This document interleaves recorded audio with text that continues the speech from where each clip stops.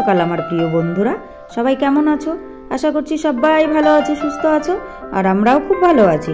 জলপাইগুড়ি জেলার ছোট্ট একটি গ্রাম থেকে আমি আবারও চলে আসলাম নতুন একটা ব্লগ ভিডিও নিয়ে। সম্পূর্ণ ভিডিওটা জুড়ে আমার সাথে থাকার অনুরোধ রইল। যারা নতুন এসেছো, ভিডিওটা যদি ভালো লাগে প্লিজ একটা লাইক করো, চ্যানেলটি সাবস্ক্রাইব করো, আমার পাশে থেকো।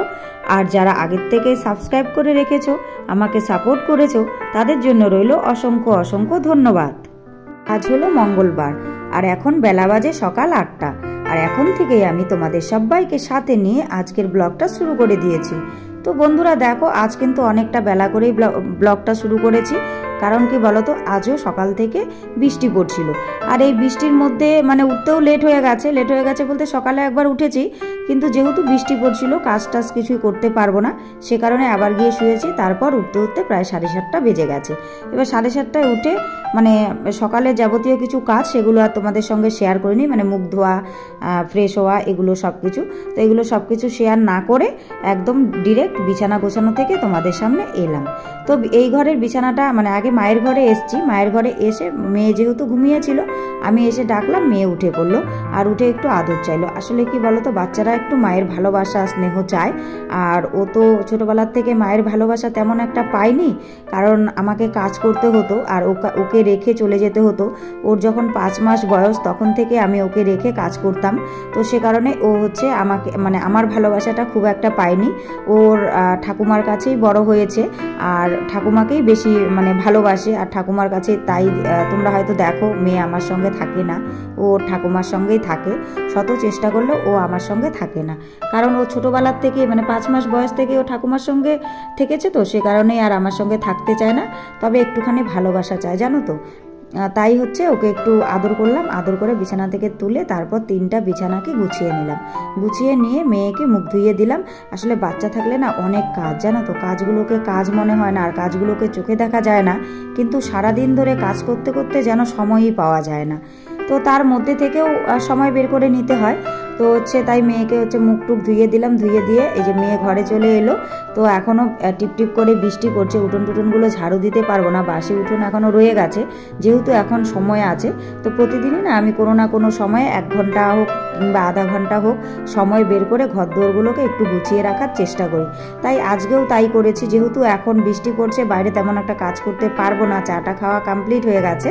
তো ভাবলাম এই ফাঁকে বসে না থেকে এখন কাপড়গুলোকে গুছিয়ে নিই। এই যে মেয়ের যে ঝুড়িটা আছে মায়ের ঘরে, এই ঝুড়িটাতে মেয়ের প্রতিদিনের যে জামা কাপড়গুলো আছে সেগুলো থাকে, প্রতিদিন ইউজ করা হয়, কাচা হয়, ধোয়া হয়, আর এখানে রাখা হয়। তো এইগুলোকে মোটামুটি 2 দিন হয়ে গেল, এই ঝুড়িটাকেও গুছোতে পারিনি আর জামা কাপড়গুলোকেও গুছোতে পারিনি। তো আজকে যেহেতু একটু সময় পেলাম, তাই ভাবলাম এই ঝুড়িটাকেও গুছিয়ে নিই, এই ফাঁকে জামা কাপড়গুলো উপরে যেগুলো আর প্রয়োজনে লাগবে না, সোয়েটার কিছু, সেগুলো ঝুড়ির ভিতরে রেখে দিলাম। আর যেগুলো এখন প্রয়োজনে লাগবে সেগুলোকে উপরে রাখলাম। যেমন প্যান্ট, ফুলাতা গেঞ্জি, হাফাতা গেঞ্জি, এগুলো সবসময় একটু ঠান্ডা পড়লে ফুলাতাটা পরতে হবে, আর একটু গরম পড়লে পরে হাফাতা পরতে হবে।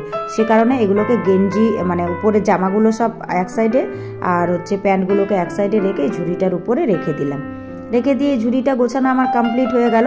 আর মেয়ে কিন্তু দেখেছো আমার সঙ্গেই আছে, কারণ এই যে আজকে একটু আদর করেছি, তো আজকে আর পেছন ছাড়ছে না। তারপর চলে এলাম এই ঘরে মেয়ের বইগুলোর এখানে।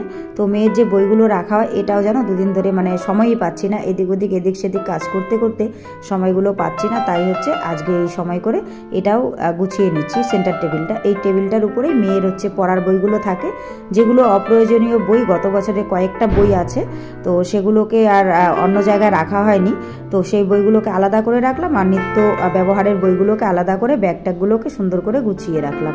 গুছিয়ে রেখে এখন বৃষ্টিটা কমেছে, তো ভাবলাম এখন কাজে লেগে পড়া যাক, কারণ বেলা অনেকটাই হয়ে গেছে। তাই এখন ঘরের দিকে চলে এলাম। এসে পাপোশগুলোকে আগে তুলে নিলাম। তুলে আজকেও পাপোশগুলোকে আর বাইরে রোদে দিইনি, বস্তাগুলোকে উপরের তারে রেখে দিয়েছি। আর এই যে যেটা পা মুছি, সেটা জানো তো ভিজে গেছে, তাই ওটাকে উল্টিয়ে ওখানে রেখে দিলাম। তো ঘরটাকে ঝাড়ু দিয়ে এখন বাসনগুলো যে জমেছে, একসঙ্গে বাসন জমালে পরে অনেকগুলো বাসন জমবে, তাই এই বাসনগুলোকে আগে মাজতে আমি কলতলায় চলে এলাম। আর এদিকে দেখো জল এসে গেছে। তো এখন যদি বাসনগুলোকে মেজে নিই, তাহলে জলটা আরও কিছুটা সঞ্চয় করে রাখতে পারবো, জায়গাটা থাকবে। তারপর এই যে জায়গাটা ঝাড়ু দিতে চলে এলাম। কালকে এই জায়গাটায় আবির দিয়েছিলাম, দোল পূর্ণিমায় যে দিতে হয়, তো সে কারণে এখানে একটু আলপনা দিয়ে দিয়েছিলাম। তো কালকে রাতে বৃষ্টি হওয়াতে জানো তো মানে সারা বাড়িময় ছড়িয়ে গেছে। তো ছড়িয়ে গিয়ে যা ইচ্ছে তাই অবস্থা, কাদা কাদা হয়ে গেছে। আর বাসনগুলো তো ওই পাশেই শুকোতে দিই, সে কারণে শুকোতে দিতে এসে দেখি মানে যা ইচ্ছে তাই অবস্থা। এই জায়গাটা যদি না ধুয়ে দিই তাহলে এখানে আর বাসনগুলোকে মেলে দেওয়া যাবে না। তাই কি করলাম বলো তো, এই জায়গাটাকে জল দিয়ে ধুয়ে দিলাম। আর মানে ঠাকুরটার পাশে ওটা এমনি জল ঢেলে দিলাম দূর থেকে, আর ওই সাইডটাকে ঝাড়ু দিয়ে কেচে দিলাম। তো ভালো ঝাড়ু এটা, এই ঠাকুর ঘরের এই সামনাটায় ঝাড় দেওয়া হয়। তো ওটাকে ঝাড় দিয়ে পরিষ্কার করে নিয়ে বাসনগুলোকে শুকোতে দিয়ে এবার যেহেতু ওই জায়গাটা ঝাড় দিয়েছি, তো একসঙ্গে এই জায়গাটাও ঝাড় দিয়ে নিই। তাই হচ্ছে এই জায়গাটাকে ঝাড় দিয়ে নিচ্ছি। আর বৃষ্টি পড়লে জানো তো এই জায়গাটার অবস্থা একদম নাজেহাল হয়ে যায়।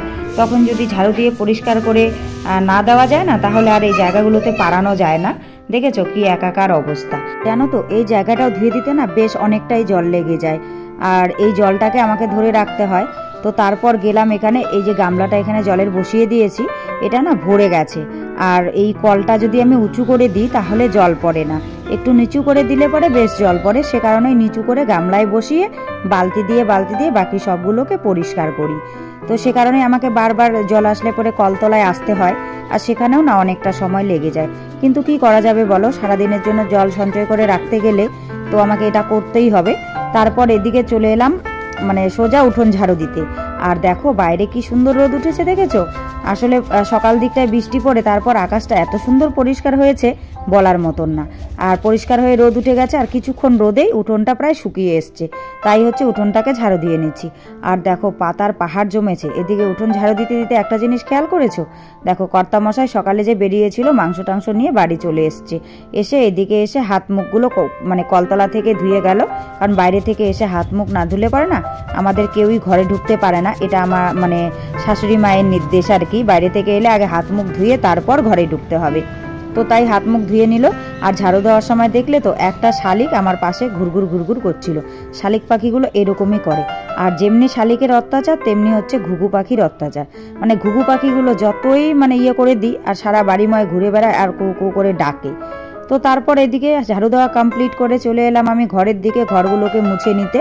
কারণ এই সুযোগে ঘরগুলোকে মুছে নিই। আর কাজের তো পাহাড় ভেঙে পড়েছে, মানে কাজ কি বলবো, আর সব কিছু তো শেয়ার করা সম্ভব নয়। তো যতটা সম্ভব মানে চেষ্টা করি তোমাদের সঙ্গে শেয়ার করার, কারণ শেয়ার করতে গেলে তো ভিডিও শ্যুট করতে হয়, আর শ্যুট করতে গেলে অনেকটাই সময় লেগে যায়। তো সে কারণে যতটা সম্ভব মানে আমি চেষ্টা করি শ্যুট করার। তারপর ঘর মোছা কমপ্লিট করে আমি চলে এলাম সোজা হচ্ছে কলতলার দিকে। আবারও বারবার কলতলায় আসতে হয়। তো এদিকে বালতিটা ভরে গেছে, তাই ওটার উপরে মানে কলটাকে তুলে রাখলাম। আর যে স্নান করে নাইটিটা পরবো সেটা ওখানে রাখলাম। আর কালকে যে শাড়িটা পরেছিলাম সেই শাড়িটা আর রাতের হচ্ছে বাসি নাইটিটা, এ দুটো কেচে দিইনি, মানে ভুলে গেছি। তো ঘরে নাইটি আনতে গিয়ে দেখি এ দুটো কাপড় ওখানে পড়ে আছে। তো ওই দুটো কাপড়কে নিয়ে আসলাম, নিয়ে এসে কেচে দিচ্ছি, কেচে রোদে দিয়ে দিই। মনে থাকলে পরে তো সকাল সকালই কেচে মেলে দিতাম। তো যেহেতু ভুলে গেছি তাই এখন হচ্ছে স্নানের আগে মনে পড়লো, তাই হচ্ছে কেচে এগুলোকে মেলে দিচ্ছি। আর আজকে আর রাস্তায় মেলে দিতে যাইনি, কেন বলো তো? কারণ আজকে তো হোলি, সবাই খেলবে। তো রাস্তায় কাপড় টাপড় মেললে পরে রং টং লেগে যেতে পারে, মানে যাই হোক প্রচুর লোকজন রাস্তা দিয়ে যাবে। তো সে কারণে আজকে কাপড়গুলোকে বাড়িতেই মেলে দিয়েছি। মেলে দিয়ে এবার হচ্ছে একটা কাজ আমার বাকি আছে, মানে এখন মনে পড়লো, সেটা হচ্ছে ফুল তোলার কাজটা। তো এখন আমি ফুল তোলার কাজটা মানে করছি, কারণ এটাও একটা কাজ আমার মনে হয়। তো ফুলগুলোকে আগে তুলে নিচ্ছি। আর বৃষ্টির জল পেয়ে খুব সুন্দর এখন সাদা ফুলগুলো ফুটছে, জানো তো? এখন আর ফুলের অভাব নেই। মাঝে কয়েকদিন একটু অভাব ছিল, এখন আর অভাব সব কেটে গেছে। তারপর জবা ফুলগুলোকেও তুলে নিলাম। তো ফুল তুলে রেখে এদিকে আমি সব স্নান ধান কমপ্লিট করে একদম সোজা চলে এলাম ঘরের দিকে। আর আজকেও যেহেতু হোলি, অনেকেই রং দিতে আসতে পারে, তো সে কারণে আজকেও কি করেছি বলো তো, শাড়ি পরে নিয়েছি। তারপর আজকে প্রথমে সিঁদুর দিয়ে নিব। সিঁদুর দিয়ে তারপর হচ্ছে মানে ঠাকুর দিতে যাব, কারণ আজকে আর ভুল হবে না, কালকে পূর্ণিমা ছেড়ে দেবে বলে সেটা করেছিলাম। তো আজকে আগে সিঁদুরটাকে পরে নিচ্ছি, পরে তারপর ঠাকুর দিয়ে নেব। তো যাই হোক, সব মিলিয়ে আজকের ব্লগটা তোমাদের কেমন লেগেছে অবশ্যই কিন্তু বন্ধুরা কমেন্ট করে জানাতে ভুলো না। আর আজকের ব্লগে যদি কিছু ভালো লাগে তাহলে প্লিজ একটা লাইক করো, কমেন্ট করো, শেয়ার করো, আর আমার চ্যানেলটিকে সাবস্ক্রাইব করে এভাবেই আমার পাশে থেকো। সবাই ভালো থেকো, সুস্থ থেকো, তোমাদের পরিবারের সকলকে নিয়ে ভালো থেকো। তোমাদের সঙ্গে দেখা হচ্ছে পরবর্তী কোনো ভিডিওতে নতুন কোনো ব্লগের সাথে। ততক্ষণের জন্য সবাইকে টাটা এবং গুড নাইট। দোলের দিন সবাই হ্যাপি হোলি। আজকে হোলি খেলো ভালোভাবে। টাটা।